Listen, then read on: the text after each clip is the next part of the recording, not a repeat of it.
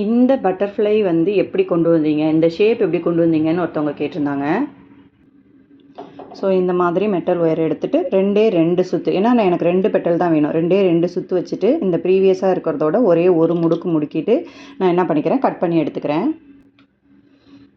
Cut பண்ணி எடுத்துகிட்டு இப்போது இந்த பெட்டல் இப்படி இருக்குது இல்லையா, இப்படி இருக்க பெட்டலை 2 பெட்டல் இருக்குது. இப்போ நம்ம என்ன பண்ணணும், ஒரே ஒரு பக்கம் தான் நம்ம வந்து உள் பக்கமாக ஒடுக்கணும். அப்போ ஒரு பக்கம் மட்டும் இந்த மாதிரி உள் பக்கமாக ஒடுக்கி விடுறேன் லைட்டாக.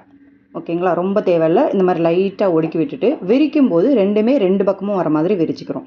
ஒன்று இந்த பக்கமும் ஒன்று இந்த பக்கமும். ஓகேவா, அப்போ உங்களுக்கு ஆப்போசிட்டில் பெட்டல்ஸ் வந்துடும். ஓகேவா, ஸோ உங்களுக்கு இன்னும் இந்த இடத்துல மொத்தியாக வேணும்னா இப்படி இழுத்து விட்டுக்கலாம், அவ்வளோதான். ஸோ இதுதான் அந்த பெட்டல் நம்ம இங்கே மேக் பண்ணியிருக்கோம் இல்லையா, இதுதான் அந்த பெட்டல்.